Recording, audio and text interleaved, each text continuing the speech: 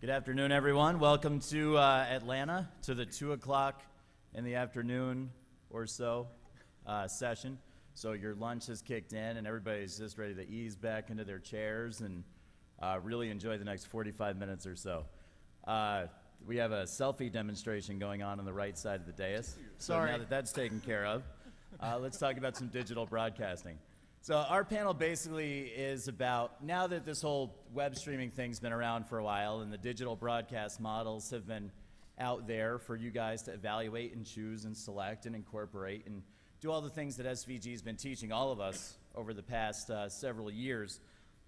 Naturally, the audience and our viewership out there has kind of caught up and has kind of built in their own increased expectations versus, the first streamed sports event that was ever done, probably with a single camera when it first hit the net. So it's incumbent upon all of us, those of us up here, those of us in this room, those of us in the room adjacent to us, to really try to step up our games to meet that audience demand so we can continue to attract viewers and we can continue to engage them. So, and then coming with that, with those things, with a more sophisticated video product that all of us are then able to put out, hopefully reap the benefits of brand expansion for the different brands we represent, revenue generation for our schools and our leagues and the networks that we're putting games on and the pro teams that we work for, et cetera. So on one hand, you have the challenge of the audience becoming more sophisticated and expecting more out of our productions, out of all of our productions in here. And on the other hand, somebody mentioned this morning is that new technology comes out every 6 months, 6 weeks, 6 days. So you have the opportunity is greater than ever to really be able to take advantage of new technology, of young people, as you just saw from the last session. There's more and more young people that are being trained as undergrads that have experience with digital production, that are workforce ready as they kind of come through their school programs. So there's the hardware that's available, there's the personnel that's available. And when it's the right move, there's more and more packagers springing up in different regions of the country as well, when it's the right move to bring one of those in too, one of those packager types in as well. So the technology's there, the personnel's there, the packaging's there when you need it to try to meet these demands. So this is generally, kind of a discussion for different ways of how to do that, different philosophies behind it, different actual production methods and technologies that are available to you. So with that in mind, let's meet our panel. We'll start with Imry. We'll move right down the list. I'd like to know who you are, a little bit about what you do, and a couple of tips or tricks or what stands out initially when it comes to your thoughts on how to improve production from what was once a simple web streaming process to now more network quality type of content. Imry. Okay. Imry Halevi, there we go. Imry Halevi from Harvard University. I direct all our multimedia efforts, which is live production and content creation. And our challenge really is the scope of our athletic department. We have 42 Division I teams, and there is a general unwritten expectation that we stream as many of those as possible. And so with Mark saying more with more, the question is, what can we do for all our games? We have football games, we have men's basketball games, we have men's ice hockey games. And so we try to put a lot of effort into those, but I think there's a general expectation amongst our fans to do more for everyone else, to do the kind of production we do for football games, for volleyball, and for water polo, and for rowing. And that's something what we're working on. It's how do we do more with more, and how do we do more for more?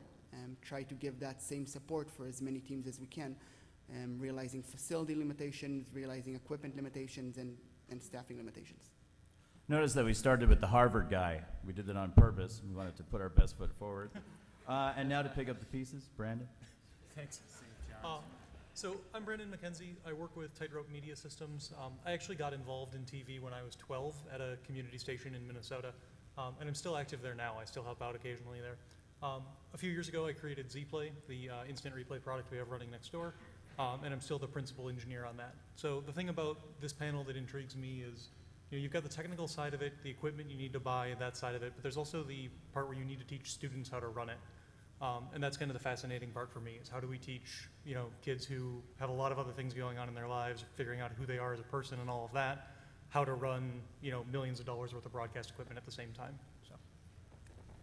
And Chris is next. Chris is with Fox, and I think part of the incentive, and we'll certainly get into this more, is that the big networks like Fox or like ESPN or, you know, the digital ones like Campus Insiders and others, there's opportunities for on-campus broadcasts to be produced for those networks. And Chris will talk about that and some other things. Yeah, so Chris Lincoln, I'm a coordinating producer for the NBA and a lot of the college products, productions on Fox Sports Net, which is the regional side of Fox. We have 22 channels across the country. In the NBA space, we have 17 of the 29 domestic teams, and on the NCAA side, we have, you know, rights with different conferences. That said, one of the initiatives that I'm sitting here with today is that partnership, is that as we see schools advance production, one of the things I want to encourage is with your rights, you know, whether it's with ESPN or with Fox or not non-existent, is to look at the model of getting content to your regional networks, and thus it can grow into a national network, because we share our content across Fox Sports 22 channels, but we also air it on Fox College Sports. So again, one of my initiatives with everybody in this audience and at this seminar is to encourage not only growth in that aspect, but also open up communications with Fox and others. Thanks, Chris. John? I'm John Servizzi. I'm the founder and CEO of Webstream Sports, which produced a little over 200 events, ranging from ESPNU all the way down to Division III women's lacrosse semifinals on NCAA.com. That was in the month of May. I produced 2 of those, so I am here because no one else from my staff's still vertical at this point in time. So I'm the representative, the surviving representative that could make it to the end of May. So happy to be here. And Philip. My name is Philip Nelson. I am the Chief Relationship Officer at NewTek, which is a fancy way of saying I handle a lot of our celebrity and VIP accounts, everyone from like the NBA and NFL all the way to, you know, Ashton Kutcher and Tom Green and Chris Angel.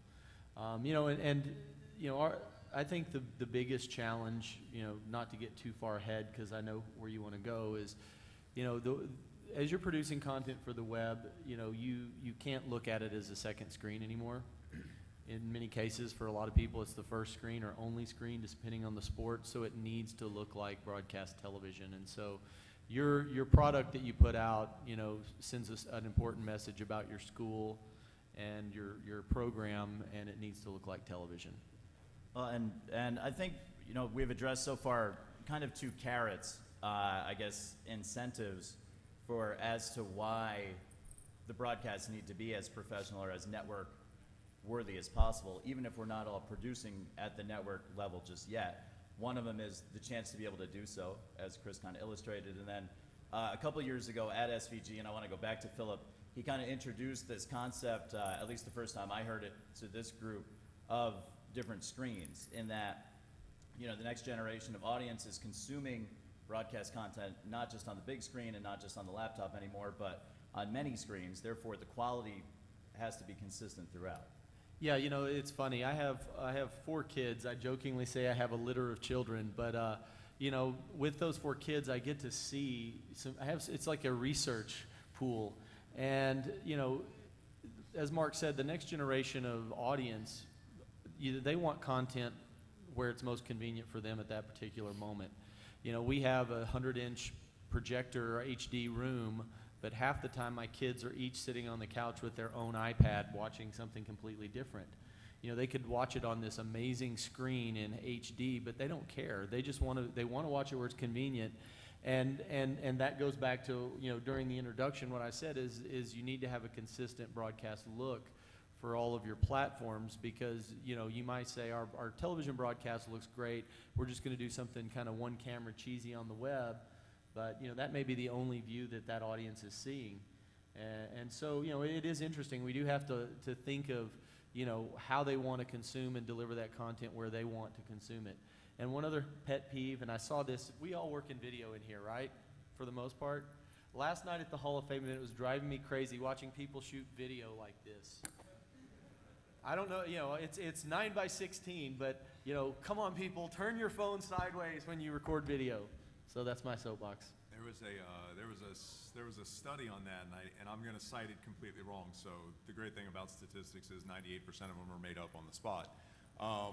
But there's actually a study that said that people actually responded to, especially in the advertising space, vertical video Okay, I'm wrong. better than horizontal, and it scared the hell out So of me. don't listen to me, the moral of this story. Thank you, John. No, I was simply Tough crowd. No, I'm just messing. Debate is encouraged. We'll encourage debate and discussion. And if you guys have I'm any your questions in the audience at any point, be sure to please raise your hand, and we'll kind of deal with things topic by topic or kind of as the conversation flows. I wanted to go back with Imry, and I wanted to go with Chris, and I wanted to ask you guys, so what's the end goal of producing a high-quality broadcast? Why is one camera, you know, maybe not acceptable in some cases? Is it marketing? Is it PR? Is it revenue generation? Is it the end goal of trying to place your content on a network and maybe scoring a big rights deal? Imry. I think it's a little tricky because our goal is not revenue overall. The revenues we get from streaming don't cover our costs and definitely don't serve as a revenue generation for the university. I think the goal is to just make it look good. And I think that's something that a lot of us here deal with. It's people will buy whatever you give them. If there are parents who want to watch a volleyball game and it's a terrible, terrible production, they'll still pay to watch their kids play the volleyball game.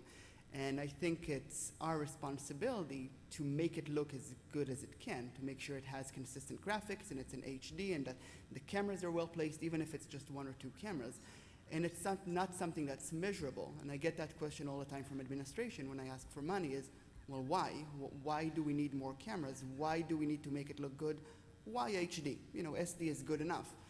Well, you know, it's not going to bring in more revenue, but it's better. It's better for archiving. It's better for telling the story. It's better for making the little sports more consistent with the big sports. It's just better, but a lot of it is just inherent in what we do and how we're motivated, in my opinion. And I think that's going to be true for definitely some and definitely not all, but that's a great perspective. Chris. Well, I mean, you know, return on investment's hard to tally as Imry was saying, but you know, the overall exposure for, you know, from alumnus department through recruiting for coaches, you know, you know, we can't not produce. We have to have content out there if we're going to be a viable university. And what these universities presidents know is that there's so many different layers beyond just getting the parents to watch. And, you know, the return on investment is impossible to count. So back to quality, I look at it from a big picture at Fox and say, well, the higher quality, you know, I've only been at Fox 14 months, but I go back 30 some odd years in multi-camera production, starting at ABC Sports.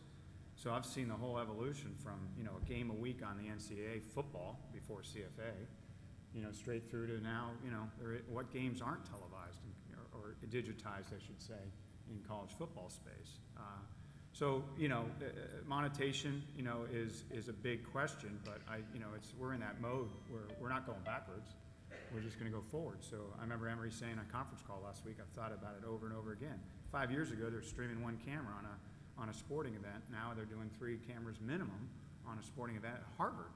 You know, they don't have a digital rights with ESPN3. Maybe they're there. Again, there's so many avenues to go with it. And, you know, everybody's just, my encouragement, again, is bring that level up because, you know, we'll take the content. You know, any national carrier still has, we got 22 channels across the country. And we don't have nearly enough product to fill 24 hours a day of live or quick turnaround, live to tape production. So there's space. There's still space.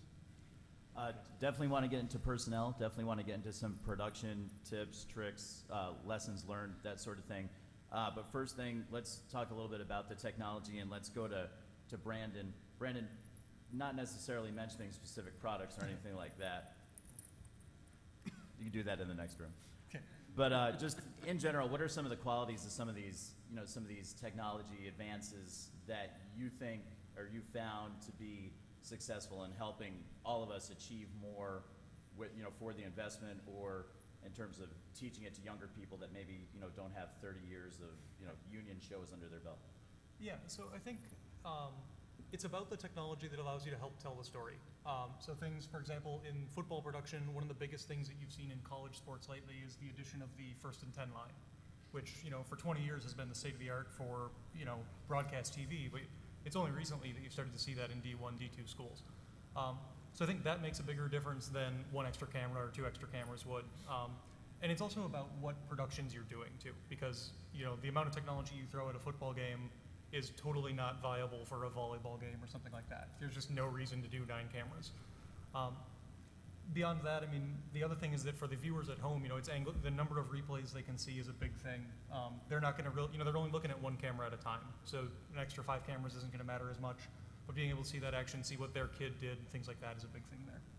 I think it's also figuring out at what point additional technology makes sense. Right. Because you can keep on adding cameras, but the difference between the 31st camera and the 32nd camera is not nearly as much as between the 2nd and the 3rd. So at some point you have to say enough, and spending that extra money just doesn't make sense, right, regardless of the sport. Yep, and I have a big problem with that personally. I tend to throw everything I can at every production I'm involved with, just because why not? It's fun. Let's do 16 cameras and 12 channels of replay. And it ends up being a lot of extra work and is definitely diminishing returns. So. And Imry, I'm curious, we just heard in the panel prior, which was great, the quick hitters from different schools and different networks, how, and they addressed how they teach some of their students and graduate assistants and young people how to use some of that technology. How do you guys do that at Harvard? John, how does Webstream do that? And then Philip, if you want to think about different resources that different companies will have to, that are available at the corporate level. Okay. So we use exclusively students, as I think many people do, for all staffing. The problem is that Harvard doesn't have a communication school or a journalism school or a broadcasting school, and Harvard students don't really care about this. If they have free time, they go start a business or go work on Wall Street. Senatorial campaign. Be a senator in your free time. Yeah. The streaming platform doesn't work for office generally. Yeah. And so we're lucky that we're in Boston, so there are many other schools around us, and many of these other schools do have broadcasting schools and journalism schools. And so I reach out to professors and HR departments, and I really post on job boards of these other schools and get as many students as we can. The problem is that they're not nearly as invested as if this was their real school. If they were Harvard students, they would take pride in Harvard games and the success of Harvard. These students care about production and they care about sports, but it's different. They don't have that connection. And it's not a class because it's like they're freelancers, but they happen to be student freelancers. We have about 45 students on the team this past year, and they kind of train on the job. We have training for them before the season begins in August. We show them our control room, show them our fly packs and all our gear, train them on what to do, but it's not the same if you're not there at a game, if you don't have sport in front of you, if you don't have that excitement, that rush. And so what I try to do now that we've been doing this for a few years is try to have people shadow people who are more experienced. If someone's scheduled to do replay, never done replay before, sits down with someone who's done replay before and learn on the job. Obviously, it makes the environment interesting because we're bound to make mistakes. We're bound to screw up during big productions because everyone is learning on the job, but it's fine. Everyone is excited about it. Everyone shows a passion. And working with students is exciting because they always bring new ideas. They always want to try new things. And so as we get to the season, the end of the season is obviously much better, much smoother. And we're lucky that we have some very long sports like hockey that has many, many games, and so we get to improve with time. But it's more on-the-job experience. I think somebody in the prior panel kind of hit the nail on the head, just to paraphrase, about building that depth chart of students, and some prefer to stick, to have students play one role for an entire semester to really get good at it. Some others have found it helpful to, I think somebody said cross-training, which I thought was an interesting. I haven't done any cross-training in a long time. Yeah, I tried to do that. I tried to do one person per job, and then my TD got sick, and I was stuck. And so I've stopped doing that. I encourage everyone to try everything, and then they get good at many things. I think some people tend to gravitate towards certain positions. I have people who are clearly very good at switcher or clearly very good at camera, and I let them do that more. But if they know all the positions, they tend to do all the positions better. They have a better understanding of what's going on. John, in the pro environment, how do you train, generally? Are you out there looking for students that have come from successful video programs, Ds, 1s, 2s, and 3s, that, have, they've gotten experience as undergrads or graduate students? Yeah, you're looking for experience, but you're really looking for work ethic. You're always looking for those intangibles. And learning the equipment, let's face it, aside from the students at Harvard, I'm not a rocket scientist. If I can learn how to use this gear, I'm pretty sure just about anyone can, and certainly everyone in this room. So learning the gear is not the difficult part. The part in training that really comes in, it's what are you doing before the show? What are you doing after the show? And I think oftentimes from the campus perspective, what I see a lot of is we cover the events. We don't produce the events, we just cover them. And meaning we show up, we execute the event, we go home. And there's not a lot of thought put into the show beforehand, and there's not a lot of review afterwards. And so that's something we do with our professional staff certainly, but also with the students and the young freelancers that do work with us, is a lot of follow-up, a lot of reiterating, reteaching. And I do think that it's important for students to have exposure to as many different positions as possible. I think it's cheating them if you say, you're a great camera operator and that's all that person gets to do for their 4 years. It's a little bit different, obviously, and when you move into that next level professionally, you're going to be in the position at which you're best, and not necessarily paying people to train them, in quite the same way. Philip, and then Brandon, if you have anything to add, representing the tech vendors on our panel and the ones in the room next door, if you're looking for training tips or have questions or whatever, it's not just an 800 number to call and then you're waiting for that sort of thing. Do you guys have regional resources or other ways for people to get training other than calling an 800 number or something like that? With training, most of you that are clients of ours probably bought it through a reseller. That is a great resource, is you have a local person or regional person right there that can do training for you. And I am shocked at how many people, especially that work in video, don't record the training. Because, it's like you're training the people that are there today. And those students will be gone in maybe 1 or 2 semesters or a year or 2. And, we work in video, and I would highly recommend you bring someone in, do a training session, and then record it, and then you've documented that information so that a new student comes in, you just say, here, watch this video. Now at NewTek, we also we have hundreds of hours of free training on our YouTube channel. We want people to be good at using our equipment, so we try to make that available. And then, one of the things that is also really cool about this industry is how helpful the pros are to the colleges. They want to generate the next generation of live producers. One of the discussions that we've had a lot at the SVG, events, the league technology summits, and the other things is, how are we producing the next generation of live producer? When I was in school and you went and learned television, you learned live television. You learned editing, you learned storytelling, you learned how to do a rundown for a show, you learned all these things, and now we go around to a lot of schools and most of the production classes are basically almost like a trade school teaching Final Cut or Premiere, and the live storytelling is a great thing for your students. There's good money in it. There's good business for them when they get out of school. They can have opportunities for really cool, fun jobs that can make really good money, and so, it's kind of a long answer to this very simple question, but there are a lot of resources, a lot of free resources, some paid resources through the local resellers. When you buy your equipment, I would highly recommend that you put a line item in there for at least a day of training, and then break out your video camera, record it, and now you've archived it for every new student that comes through your program. Chris? Yeah, I just want to add to that training and that internship type product. We had 22 channels, in a lot of college markets. We got the Charlotte Hornets, we have over 500 pro games events that the Fox Sports South folks do here in Atlanta. If you're in a region near Fox or Comcast region, you know, those internships are available. And we've had interns go right to the pro job, right to being an EVS, you know, replay operator, making, you know, $4.25 a show plus benefits. And, you know, with the unions, it happens every day. So I encourage not only, you know, I highly believe in the training side, but also the fact that, you know, from my big picture looking out is these regionals, you know, they're all over the place, and they're college regionals with the SEC network. There's stuff with Big Ten and Pac-12, and you know, more that you can get your students, you know, in and out of the college and see what goes on in a bigger studio and a bigger truck. You know, the more we're going to be benefiting, you know, at Fox Sports.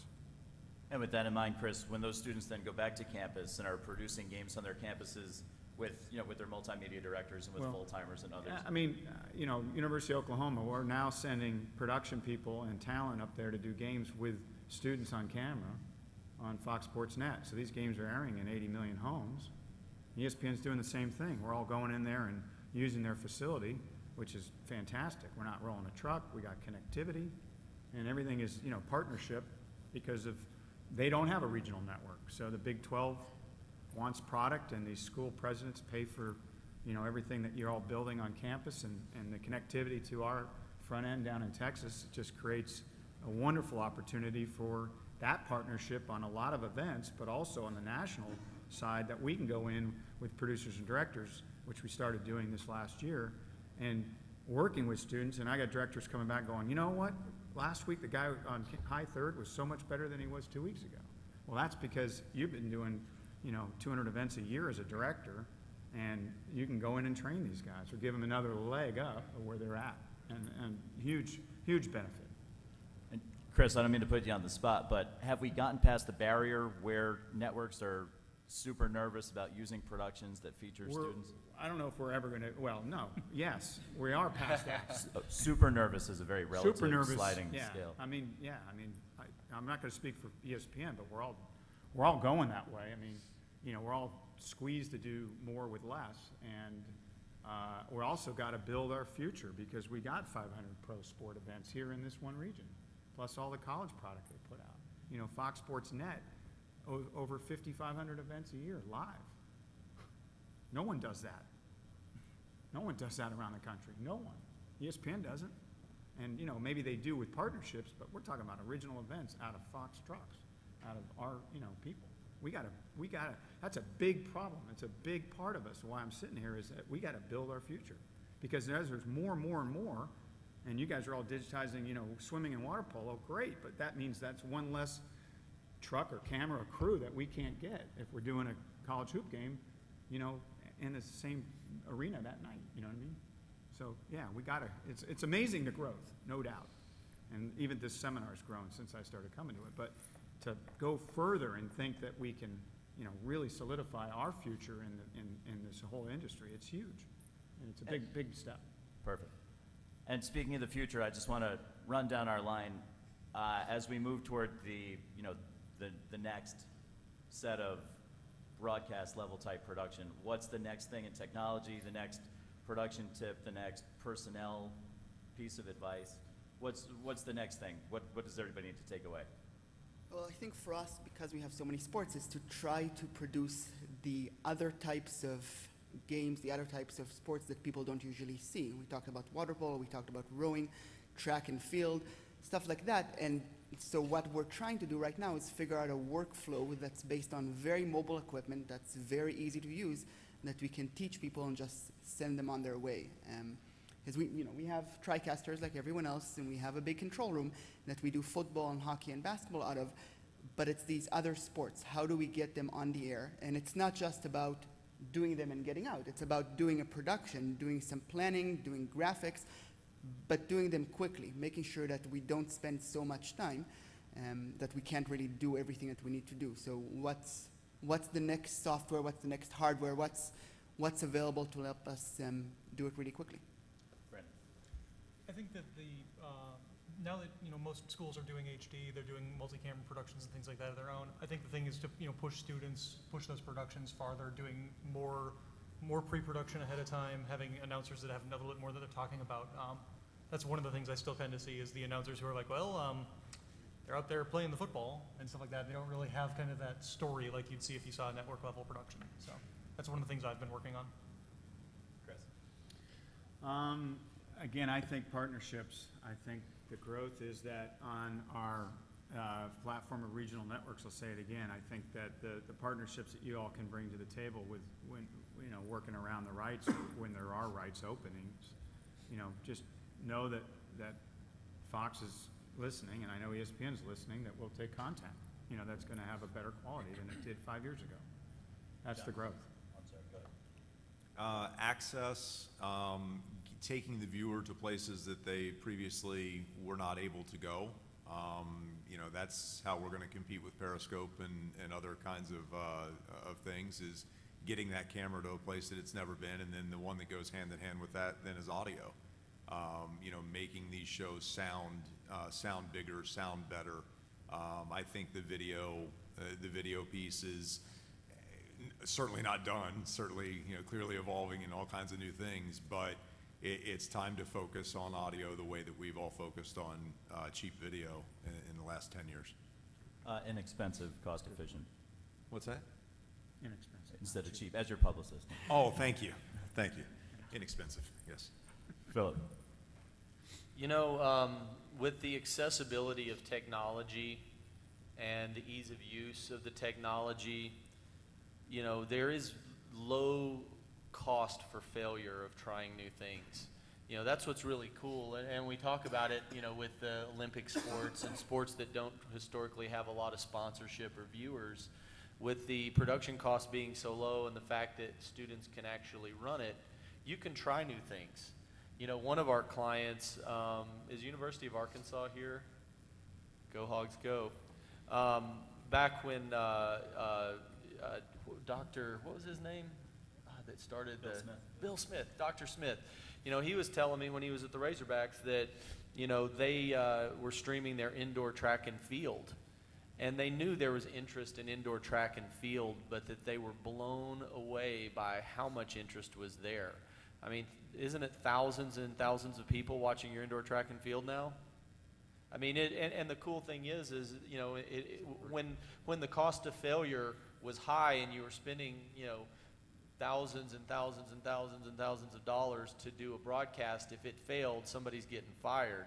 Now it's like, hey, we didn't have that many viewers, but you find those magical events that you had no idea that there was such a large audience. So, that's to me what's next. And you've said it at Harvard, and Fox is looking for content. Is that you really have this is the wild, wild west time. You can try new things. You can explore and experiment and see if there's an audience. And then on things that there is an audience, there's sponsorship money behind it. And then things that don't have an audience, at least it didn't cost you very much.